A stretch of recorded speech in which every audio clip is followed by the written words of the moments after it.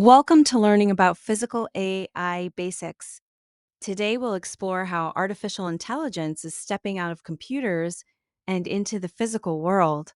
Imagine machines that can see, move, respond to touch, and even learn from their environment.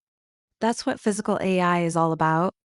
We'll start simple, using everyday examples, so you can clearly understand how this technology works and why it matters, from helping doctors with smart prosthetics to enabling robots to walk through disaster zones. Let's dive in and see how digital brains are gaining physical bodies. So, what will you learn today? Let's break it down. First, you'll understand what physical AI really means and how it's different from the AI you might already know, like voice assistants or movie recommendation apps.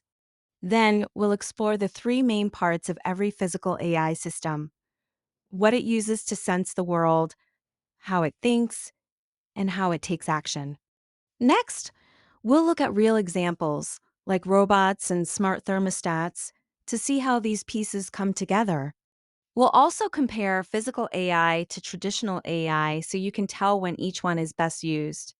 And finally, we'll wrap up by looking at how you can go further if you're interested. This session is designed to be clear, friendly, and practical. No technical background needed. Let's get started with the core idea. Now, let's understand what physical AI really is. Simply put, it's artificial intelligence that can touch the world.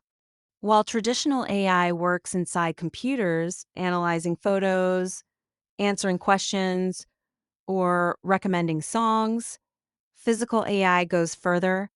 It senses the world around it using tools like cameras, microphones, or touch sensors.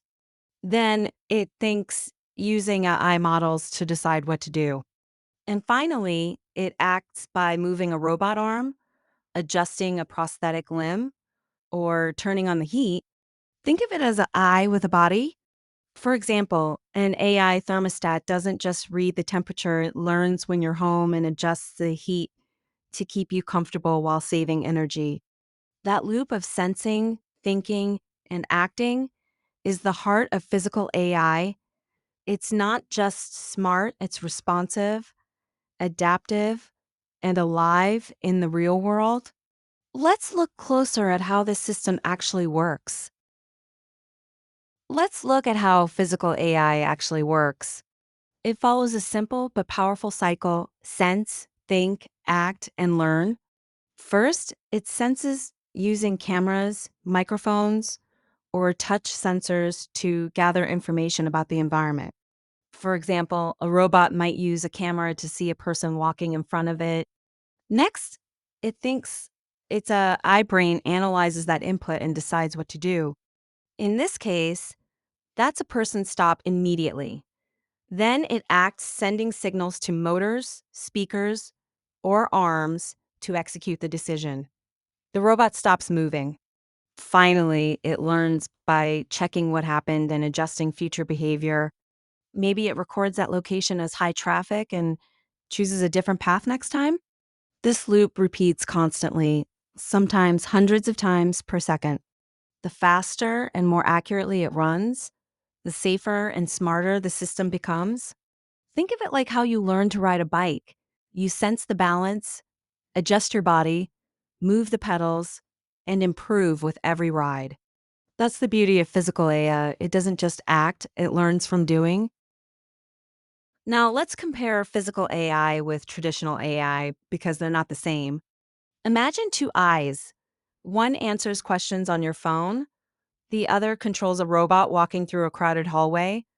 The first traditional AI works with digital data. It can take a few seconds to process your request, and if it makes a mistake, you just ask again. But the robot, it must decide instantly. It senses a person stepping into its path, thinks in milliseconds, and acts, moving aside safely. If it fails, someone could get hurt. That's the key difference. Physical AI operates in real space and time, where delays or errors have real consequences. Because of this, physical AI often runs directly on the device called Edge AI, so it doesn't have to wait for internet signals. Think of a self driving car. It can't afford to send data to the cloud and wait for a reply when a child runs into the street. It must decide right then and there. So while both types use AI, physical AI is built for action, speed, and safety in the physical world. Let's look at some real world examples of physical AI in action. First, the Boston Dynamics Spot robot, a four-leg machine that walks through nuclear plants or construction sites, using cameras and sensors to avoid obstacles and collect data. It reduces human risk in dangerous areas. Another powerful example, AI-powered prosthetic limbs. These use sensors in the foot to detect pressure and motion. Then an onboard AI adjusts the knee or ankle stiffness in real time so the user can walk naturally on flat ground, stairs, or uneven paths. People using these report less fatigue and more confidence. Then there's a smart thermostat, yes, even that uses physical AI.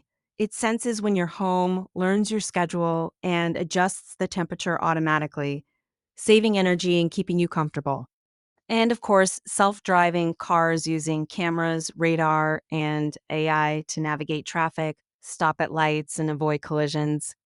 Each of these shows how physical AI improves lives by making machines more aware, responsive, and helpful in the real world. Let's review the key points you've learned today. First, physical AI is about artificial intelligence that interacts with the physical world. It doesn't just analyze data, it acts in real time. It uses a four-step loop: sense the environment, think using AI models, act through motors or devices, and learn from the results to improve. This cycle runs continuously, often in milliseconds, which is why speed and safety are so important.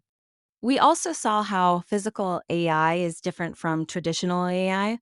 One opens your garage door, the other tells you a joke. One must act instantly, the other can wait.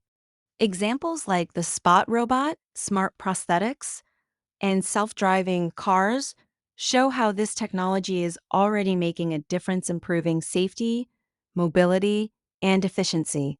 And importantly, many of these systems run directly on the device, not in the cloud, so they can react without delay. You now understand not just what physical AI is, but how it works, where it's used, and why it matters.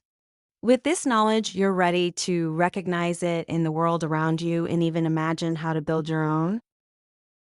Thank you for exploring physical AI with me today. You now have a solid understanding of how AI can interact with the physical world through sensors, smart decisions, and real actions. But learning doesn't stop here. If you're curious, try building your own small project, like a robot that follows a line or avoids obstacles using a camera. And AI tools like Raspberry Pi or Arduino make this easier than ever. You can also dive deeper into sensors like cameras, motion detectors, or touchpads and learn how they feed data to AI, or explore Edge AI, which lets devices run AI models locally for faster, safer responses. There are great online courses, books, and simulation tools to help you go further look for beginner-friendly content on robotics or real-world AI. And don't forget to join communities like our robotics or AI hobbyist groups to share ideas and get inspired. Whether you're just curious or thinking about a career in robotics or smart systems, you've taken a valuable first step. Keep exploring, stay curious, and remember the future of AI isn't just in the cloud, it's all around us.